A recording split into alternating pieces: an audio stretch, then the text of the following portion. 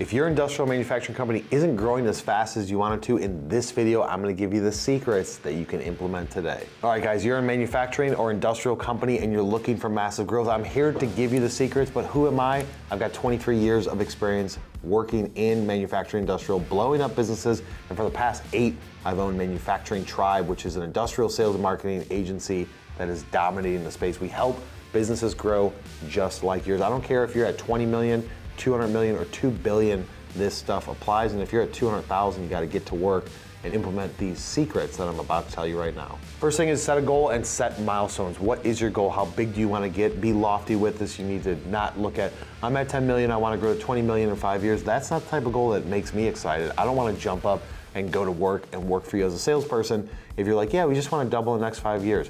No, set your goal to be massive. I wanna go from 10 million to 100 million in 5 years. Do it in 3 years. Whatever your goal is, you have to set it out there and let everybody know on your team that's gonna be helping you achieve that goal that this is what you're looking to do. Now set the milestones so that way, growing a manufacturing business is different than other companies. Us growing our agency is different to where we don't need as many people or equipment or capital expenses or things like that. As we grow, we can increase revenue by 20%, not have to add somebody, or sometimes, depending on what it is that we're doing, we have to add 3 people to get that 20% increase. But you have to set milestones and say, with my current product line, with my current service I'm offering, I know that the capacity that I could fill up my machines or how many of these industrial products I can make is X, Y, and Z. So I can first fill that capacity up to where that's busting at the seams, and then I'm gonna have to buy more capital equipment, or then I'm gonna have to invest in a bigger warehouse or a new product line or a bigger space or anything like that. But you have to set that goal. Have the goal be lofty, put some milestones out there. If we're gonna go from 20 to 40, that's only gonna require this much capital, that's only gonna require these many people, roughly, it doesn't have to be exact, roughly these many people, so that way you can plan for it accordingly. If you're trying to go from 2 million to 10 million, is different than going from 10 million to 100 million, 100 to a billion is also different type of play. You might have to acquire some businesses there, set up different locations throughout the United States or internationally in Europe or Asia. Set those milestones and say, this is where I want to go in 5 years, in 3 years, this is how big I want us to get. Here's a couple of key milestones along the way where once we get to this point, we're gonna have to invest a decent amount of capital to get there. Lay that out there, put it on the wall, and let everybody at your team know what you're looking to do. The next thing is going to be building your team or possibly changing your team. So you're gonna build your team from scratch. Maybe you got 1 salesperson, you know you're gonna need to have 5, or you're gonna change your team. I already got 5 salespeople and it's not working. Really do a good job auditing this. Don't just leave people on because they've been with me for 10 years and they've been with me for this part. Dude, fire them if they're not performing. You've got a goal to hit. If people aren't helping you get along the way, then they're hurting you and holding you back. They're like an anchor, whether it's their culture, their work ethic, the stuff that they produce. But look at it from the tip of the spear, it's gonna be your sales and marketing team. If you're like, dude, my sales and marketing team sucks, fire them all and hire new people, or maybe only hire a couple of people instead of the 10 that you have. But change what you're doing. You're at a certain point, and if you want to go to that next level and really grow, you need to make sure that you have some A players there. But if your culture internally and you as a leader or you in charge of sales aren't an A player, no A players are gonna wanna work for you. They're gonna wanna work for somebody that's better than them, that pushes them along, helps them grow, gives them opportunities and things like that. You also want to make sure that your compensation for these positions matches with what you're trying to do. You're not going to have a team say, yeah, I want to take you from 10 to 30 million in the next 3 years, and you're not paying them commission, or their salary's low, or you don't give them the tools that they need. So first, audit your team. You're going to have to most likely make some changes. Maybe you only have 1 person, you want to add people. There will be something there that you have to change. Or just say, screw it, I'm gonna have a budget of 100 and something thousand a year, hire an agency like Manufacturing Tribe, we'll just take care of all of it for you, give your existing team the leads that they need, help train them, teach them how to close more business, do all of the automation in the background, and we could be your team for you with the people that you have boots on the ground in place already. The third thing is gonna be track KPIs in all areas, and I mean all areas, not just sales and marketing, all areas, your financial ones, your operational efficiency, your improvements, your throughput, your on time, your everything, customer complaints, returns, all that stuff needs to be tracked. On the tip of the spear standpoint, you need to be holding these marketing and salespeople to the highest level. If you need to grow at a quarterly rate of this, you have to work backward and say, for me to get an extra 2 million a quarter, I'm gonna need to quote 20 million, 30 million, 50 million a quarter. Break that down to monthly, then break it down to weekly, and then break it down to daily.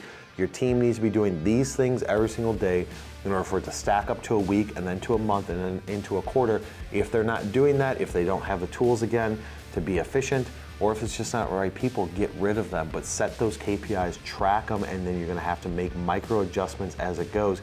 I'm telling you right now that most industrial sales and manufacturing salespeople are lazy. I would say probably 60%, 70%. So if you have a team of 10, 7 out of those 10 people in my standards of the ways that I used to run teams and currently run teams are lazy and weak. Now, maybe you can motivate them and get them up there, but most likely you might have to cut a couple of them loose that are just not performing. They're not going out there aggressively. They're not excited for work.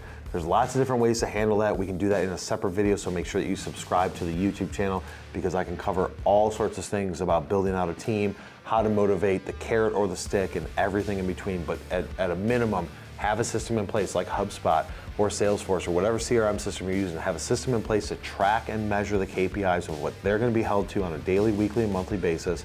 Make sure that the numbers, the goals are there. If they should be meeting with 15 people a week and they're not, the week after they don't do that, be like, dude, what's up? You didn't meet with the 15 people. Why is that? Or if they disagree with it, no, I can't do that because X, Y, and Z. Oh, well, I'll get a tool to help you so that way you can do that, because if you don't meet with 15 people a week, you're not going to get 5 deals. And if you don't get 5 deals, you're not going to close 3 of them every week. We're not going to grow. So everything has this domino effect. Set those KPIs in there ASAP. Make sure your team knows what they are. Track them and go back to them on a weekly basis. Be like, why didn't you hit this? And hold them to the same standard that you would hold yourself. The last thing is going to be accountability. You have to hold your team accountable. If they're supposed to be doing something, they're not doing it, ask them why they're not doing it. Slap them on the wrist. Fire them if you have to. If you're not holding people accountable, they're just going to run away and do whatever they want. So you've already set the KPIs and you're going to track and measure against it. Meet with them on a weekly basis. Maybe you have to meet with them daily. But as they aren't hitting that, or as you run into issues with them hitting that, hold them accountable. They agreed to do this job. They agreed to the KPIs and the metrics. If there's something holding them back that you need to fix, then fix it immediately. Don't just say, oh, okay, you know what, maybe just don't do that for the next couple of weeks. Or like, hey, I'm trying to make calls and our phone system is messed up. Okay, well, just forget about it for this week. I'll look at it when I can. No, that's a top priority. They're looking to perform. You need to give them the tools that they need to do that job, to do it effectively and efficiently in order to hit that goal. The only way to do that is make sure you hold them accountable. Now, you can have a conversation with your team and be like, look, how do you guys want to be managed? Because I could either come at you with fire, I can come at you with just motivation, or I can come at you and be like, hey man, good job, and praise. It should be a combination of all of these things.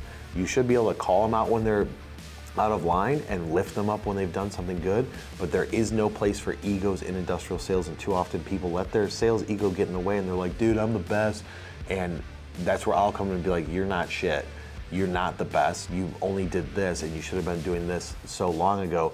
Or you've been doing this job for 7 years. You should be leading this team and you're still just a sales engineer. You're still a biz dev manager. You should be on top of the team, but because of your performance, your lack of willingness to grow and change and learn and all of that is what's holding you back. So be sure to make sure that you check the egos at the door, but hold everybody on your team accountable all the way down to the shipping, receiving, because if you build a culture, you have your core values, there's these things that you're trying to do as a business, you're not going to be able to massively grow. It doesn't matter if your team is 250 people or 20 people.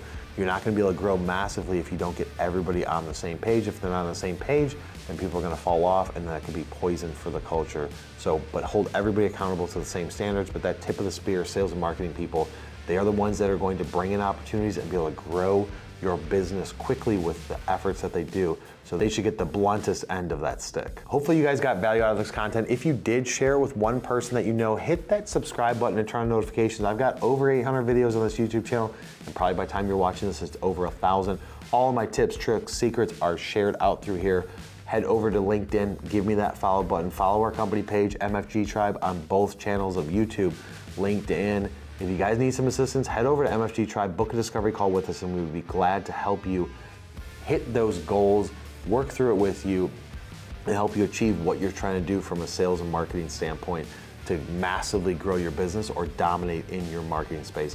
If you guys like listening to podcasts, is on every major podcast platform. Just look up Industrial Sales and Marketing with me. If you want to listen to this while you're cutting the grass or driving in the car or getting your nails done, we got your back. And we will see you on the next one.